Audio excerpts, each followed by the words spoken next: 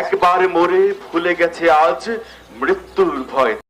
নানা আয়োজনের মধ্য দিয়ে লক্ষ্মীপুর উদযাপিত হচ্ছে ৫৪তম মহান বিজয় দিবস।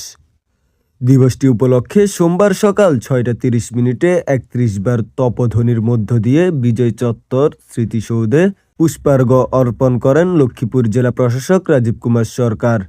এরপর বিজয় চত্বরে পুষ্পার্ঘ্য অর্পণ করে শহীদদের প্রতি শ্রদ্ধা নিবেদন করেন পর্যায়ক্রমে পুলিশ সুপার আক্তার হোসেন, মুক্তিযোদ্ধা সংসদ, বিভিন্ন রাজনৈতিক, সামাজিক ও পেশাজীবী সংগঠনের নেতৃবৃন্দ। পরে সকাল ৬টা ৪৫ মিনিটে শহরের বাগবাড়িস্থ গণকবরে পুষ্পার্ঘ্য অর্পণ শেষে শহীদদের রুহের মাগফিরাত কামনা করে মোনাজাত করা হয়। এ সময় উপস্থিত ছিলেন জেলা প্রশাসক সহ জেলা মুক্তিযোদ্ধা সংসদের নেতৃবৃন্দ। এছাড়াও দিনব্যাপী নানা কর্মসূচির মধ্য দিয়ে দিবসটি পালিত হচ্ছে।